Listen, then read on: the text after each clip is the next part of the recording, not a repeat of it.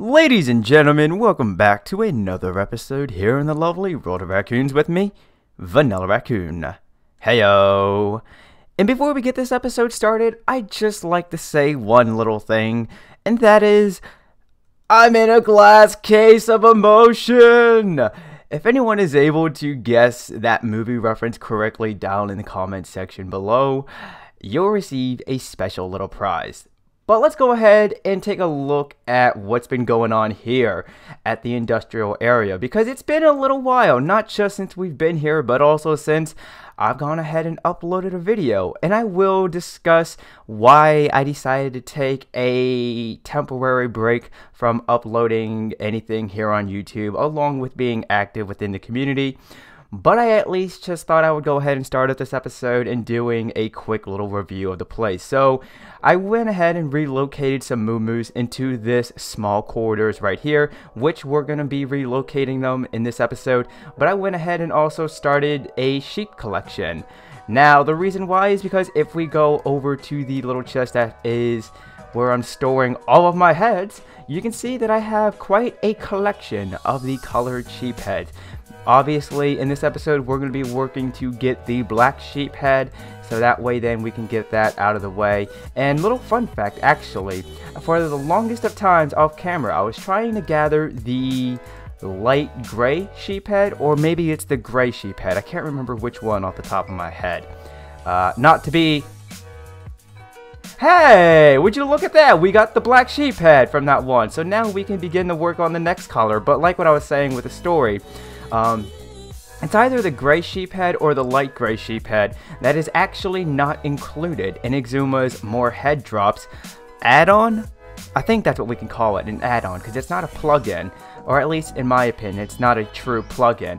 But the light gray or the gray sheep head is not available in the current version of Exuma's More Head Drops, so I literally was depleting a lot of my wheat that I was growing along the shoreline that you see here, and then at one point I decided to actually take a look at the file and go, oh, it's not even there. So what I've also gone ahead and done, I had to take a moment to pause and think about what's different here from the last time that I've shown this place off. So another thing that's different is, quite recently, I decided to remove the horizontal logs here, and that's only because if I were to take an axe, whether it's my signature diamond axe that has efficiency 5 on it, if I were to begin to chop down a tree here, and maybe I'm not paying attention because I'm looking at something on the second monitor, or I'm paying attention to something that's playing on the TV that's off to my side ever so slightly, I may accidentally chop up one of the horizontal logs.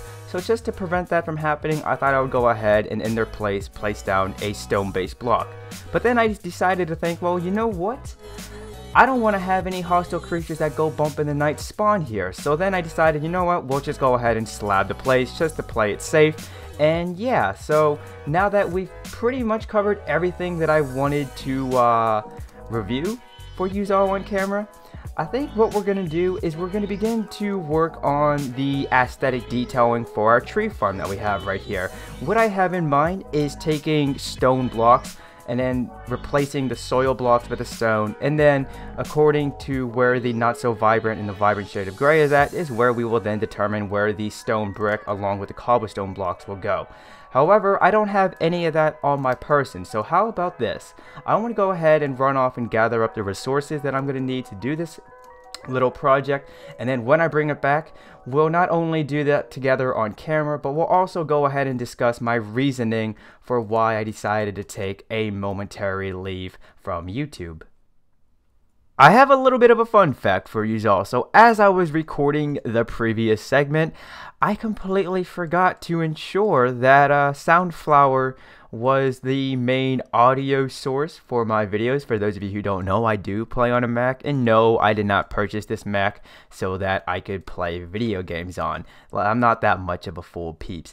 But anywho, I completely forgot to have Soundflower as my main audio source, so if you were able to notice that there was no in-game audio whatsoever, well, not only did you assume or guess correctly, but I'm coming out clean. That's part of my whole wanting to be transparent with you all, the amazing viewers that return to the videos and leave likes and help make my day ever so more beautiful. Yeah, I'll stick with that word, even though it's probably not the right one. So let's go ahead and talk briefly, because I do want to keep this brief, to be honest with you all. Not for any particular reason, it's just I don't want this little segment to turn into a bit of a rant, shall we say. But I'm going to have to get rid of these water sources too, so that way then I don't have to worry about treading through the water. So let's go ahead and wind the clock back a little bit, shall we? So as some of you may know, ever since day one of doing this wonderful gig that is doing YouTube, I have been doing it, I guess you could say, quote unquote, full time, meaning from sunrise to just about well past sunset and into the night. I would sit here at my desk, and I don't have a shovel, oh boy. I would sit here at my desk and work relentlessly, shall we say, on videos. And granted, I did become aware at some point in time that that's not the healthiest of things to do, if not the most healthiest thing to do at all whatsoever. But I still continue to just go about doing that way of doing YouTube. And it wasn't until recently where I decided, you know what? I'm not getting any younger. I mean, I'm 20. I just recently turned 24, and for the past, this is what, 2017 now, and I started in January of 2014.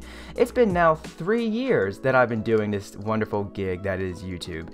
And what do I have to show for it other than just, hey, I've been sitting here at my desk for the past 3 years. And so I decided, you know what, I want to get out more often. And even if that means taking a temporary break from doing YouTube, at least for the main channel, and I'll get into that one in a moment, then so be it. Because for all my young viewers out there, and even though according to my, we don't want to place you there actually, even though according to my analytics, a majority of my viewers are in their 20s, maybe even tampering into the 30 range, but for my young viewers at least, if there's any bit of knowledge that I can pass on to you, it's this.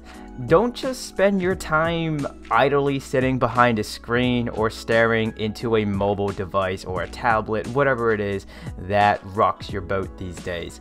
Because the in real life world, believe it or not, is an amazing place. I mean, where I live at least, I'm fortunate to have quite a number of things nearby. I'm going to leave that space open just so I can get back there and place my logs. But where I live at least, I'm pretty fortunate to have amazing things nearby that are not just local tourist attractions, but are also a part of, at least here in the U.S. America, it's a part of the history here. I mean, if I were to go downtown, I can see the Declaration of Independence, or, well, what some may think is the actual Declaration of Independence. But I digress. So, coming to this conclusion that I'm not getting any younger, and I would like to begin to go out more often, and not just locally, but actually go out and hop on the turnpike and head west, or maybe hop on the interstate and head north or south, or wherever it is that my heart desires to go. I thought, you know what, let's go ahead and use this as a way to not only get out, but I enjoy creating videos, if it wasn't apparent enough to you all. I love to create videos. I see content creation as a way to challenge myself as to how I can produce something that is impressive, but also is something that is quite enjoyable. I guess, long story short, I see it as a great way for entertainment and a multitude of variants. So, I decided to start up a second channel. Now, for my OG viewers and subscribers, you may recall a time where I used to do this thing called vlogging here on the main channel. Good, I do have stone, that's what I needed. And so some of you may recall what the name of that series was, which is foolishly, I don't know what I was thinking at the time, but I decided to call it Vanilla's Log. And so after wrapping my brain around, okay, if I'm going to get back into vlogging, what is it that I want to call this second channel, because that's where I would upload the content at. And then I decided, well, you know what, let's keep it short and simple. Let's just call it Vanilla's Log. So I started up a second channel, and this is where I'm going to be uploading my adventures. So if you're someone who is here subscribed on the main channel, but you would also like to take an interest in where it is that I'm going when I am not at my desk creating the next Minecraft and or gameplay content for you all to enjoy, then feel free to check out my second channel. If I remember to, at the end of this video, in the end screen cards, I'll be sure to have a little bubble in the top right corner that shows it, and then from there you can just subscribe, and you know the drill at this point. But yeah, so that's my reasoning for why I decided to take a temporary leave from doing YouTube, at least here on the main channel. Now, in no way, shape, or form have I begun to lose my interest or my passion for creating content for you all to enjoy. If anything, that passion, that fire has been rekindled and is larger than ever before, so don't worry about that. It's just, as the summer is also beginning to come around, if and most likely when I start to upload a little less than I usually do throughout the week, I'm also going to begin to upload content over the weekend, so that way you all will still have some content to enjoy. But if I begin to upload a little less than usual, then don't worry. It's nothing's happened. Nothing has internally happened with the channel or anything. I'm just beginning to enjoy life while I still can, if that makes any sense. So that's it. Stick a fork in me. I'm done. I'm gonna finish off completing the aesthetic detailing for this area here, and then when I bring it back, I'll show you the overall product, and then we can move on to the next project. So I finished detailing the walls, and I thought I would bring it back whilst I go ahead and begin to place down the water sources, because this is one of those things where I'm very proud of it. Let me go ahead and explain this one for you all. So normally what I do is I like to take my stone, place it down, and then just begin to utilize the not so vibrant and vibrant shade of gray to figure out exactly where it is that I'm going to place down my stone-based blocks. However, in this particular case, you know, aside from doing that, I went ahead and sprinkled in some cobblestone and stone brick stairs, and considering that this is supposed to be an early game, simple, easy to make type of tree farm, excluding the ice, of course, that fellow Lake Laogan Wintergrave pointed out to me that may not be so early game. But forgetting all of that, I like how this looks. It looks fairly clean, and dare I say, it looks fairly remarkable as well. So what I want to do now, oh, can I please go through here? Thank you, thank you. So what I want to do next is I want to take you all down to the spider chamber. The reason why is because if you follow me on Twitter, then one, thank you ever so much for doing so. You would have seen that I posted a screenshot of the spider chamber, and it looks just a little bit different than the last time than maybe you guys, the viewers who aren't following me on Twitter, would have seen. Also, what I've decided is, since we managed to get the black sheep head so early in this episode, we're gonna try and get another sheep head. We're gonna try and get two in one video, shall we say, and it's gonna be the orange sheep head. But let's go ahead and let's make our way into the spider chamber. Let me make sure my hostile creature sounds are turned all the way down, because we don't want to hear them in our ears. Rep earphone users, am I right? So this is what it looks like, and I wanted to give this spider chamber a bit of a catacombs vibe. Let's go ahead and enter theater mode so we can have a clean screen and have nothing obstruct our view. And for the most part, let's also go ahead and enter cinematic mode. Okay, I gotta make sure not to hit the number 5 key, because that's my hotkey to stop/start recording. But this is what the spider chamber looks like, and I'm fairly happy with how it turned out. I think I did justice to the catacomb vibe. Now, I do understand that catacombs may not be entirely lit up as this is, but this is just to prevent any spiders from spawning in our AFK room. Now, as you may have noticed, we do have an enchanting station off to the side. Let's go ahead and exit cinematic mode so we can go ahead and not get too nauseous from that. I don't know about you guys, but for every once in a while, I start to get a little sick when watching any video, my own or anyone else's, that's utilizing utilizing that in-game feature. But what we have right here are 3, 6, 9, 10, and 11 bookshelves. I have 2 bookshelves in the corner here, and if I remember correctly, let's just go ahead and grab a stone sword. So if we were to enchant anything, right now the highest requirement is 22 experience levels, and I'm not entirely sure if that's a good third tier to have. I may place down a few more bookshelves so that we can get a higher enchanting tier, or our third enchanting tier will require more levels than just 22, so we could try and get more of the good goods, if you know what I mean. But this is what it looks like as of now. So what I want to do is I would like to just sit here for a little bit, enjoy some food, because it's just about that time where I want to go ahead and have a quick little bite to eat. But then when I bring it back, we'll continue to work around this area, because what I want to do is begin to create a bit of a hall entrance for my Patreons. Would you like to know a secret? You gotta keep it between you and I though, you can't tell anyone else. I've been a naughty boy in the sense that I've already begun to construct the Patreon Hall of Fame. I know. You guys enjoy watching these Minecraft Let's Plays because 1, you just love watching them, and 2, you enjoy watching me get my build on camera. But I kind of got carried away once I started to create the room and then apply the detailing and such. So for a little while now, I have had a Patreon campaign, but it was not until recently where I had begun to take it a little more seriously, seeing as how nowadays on YouTube and with content creators earning money from ad revenue, it's a little scary and such. I thought I would just take it a little more seriously. So one of the tiers on my Patreon campaign is that if you were to pledge $5, then your rewards are as follows. 1, your name will appear in the end screen credits for the month in which your payment has gone through.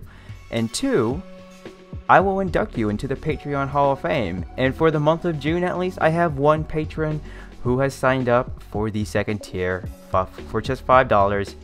I've been fulfilling half of his rewards, but it wasn't until now where I've been able to actually sit down and not just plan out, but begin to construct the Patreon Hall of Fame.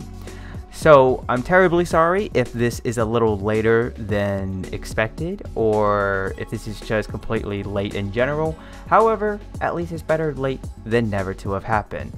So the idea here is that if and when more patrons were to pledge for the $5 tier, then what I'll do is I'll create a simple infinite villager breeder not that far from here, seeing as how we're pretty far away from the simple infinite iron golem farm. And for those of you who don't know, in order to create a simple infinite villager breeder, we would have to place down a few doors, but we can't place any within a 64 block radius from our simple infinite iron golem farm, otherwise it would break it.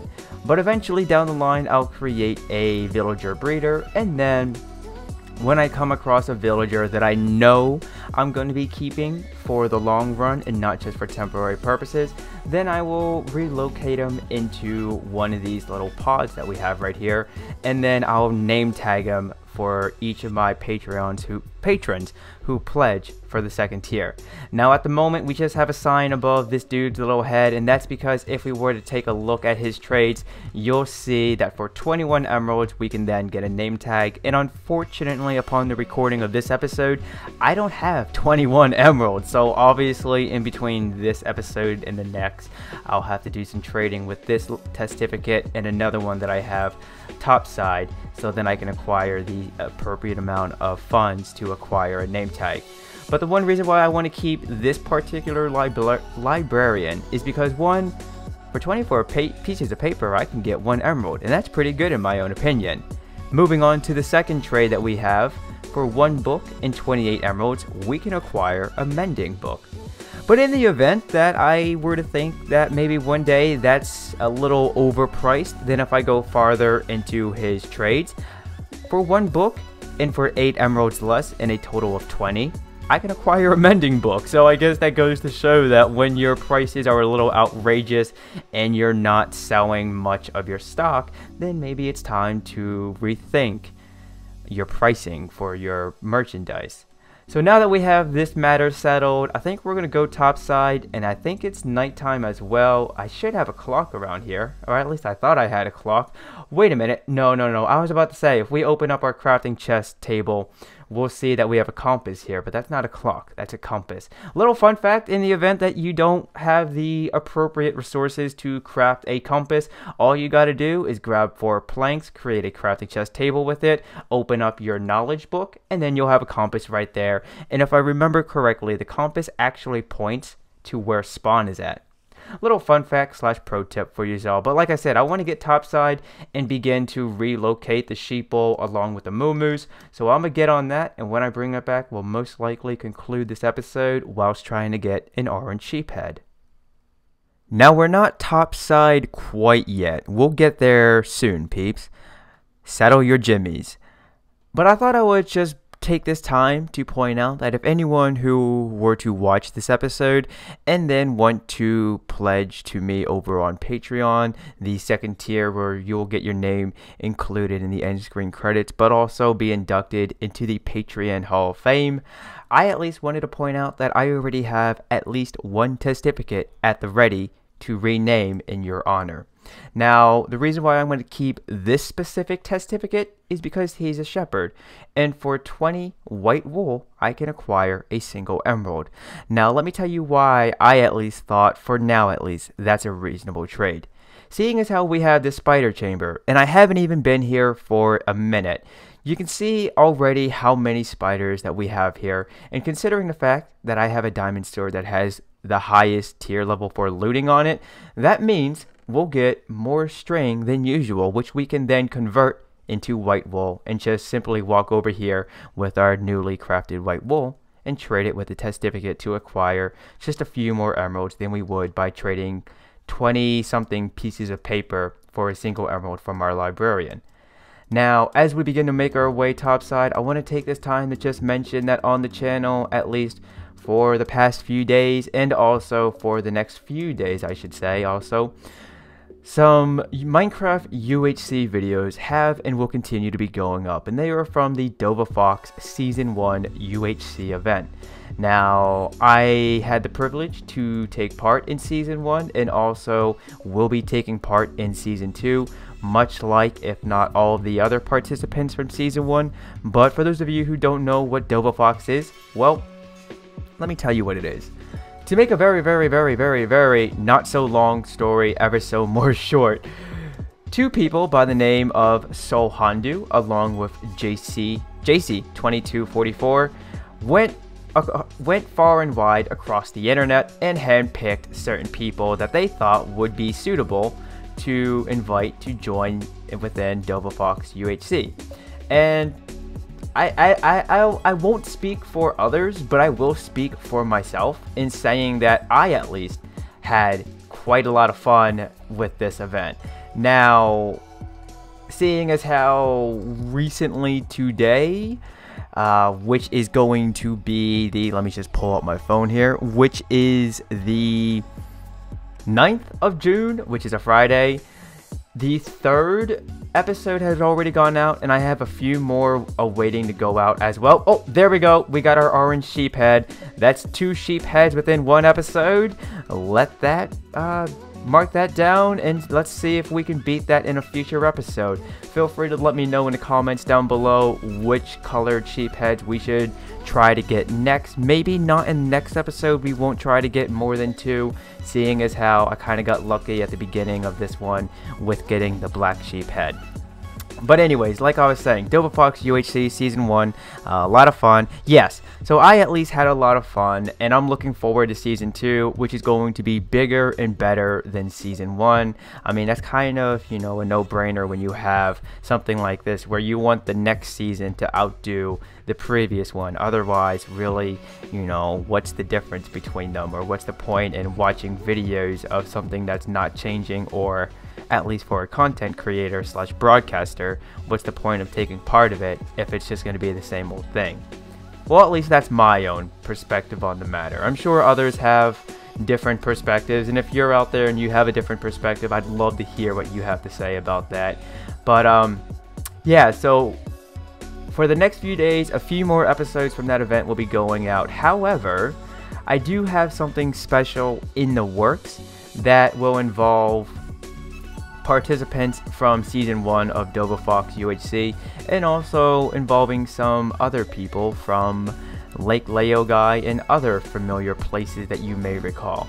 However, that's going to do it now for this episode. I'm not entirely sure how long this one is going to turn out to be. I took a look at the overall duration for each of the segments, and if I did my maths correctly, including this one now, this video may be between 20 to 30 minutes long, which is a lot longer than what I usually put out in terms of duration for a Minecraft Let's Play. So hopefully you guys were able to gather a lot of insight from this episode, along with just getting caught up to speed with what's been going on with myself in the YouTube channel, along with my Patreon campaign. Links for my Twitter, Discord server, which you guys should totally join, and Patreon will be in the description box down below, along with in the pinned comment of this and every other video that I upload here on YouTube. But like I said, ladies and gentlemen, that is going to do it for this episode. If you enjoyed it, then leave a like, and if you're new to the channel, then I invite you to check out the rest of it, but do not forget to turn on notifications when subscribing. That way you will then be notified when future Minecraft and other gameplay content is uploaded from yours truly, Vanillaraccoon. But I would like to wish you all a happy day, and peace out.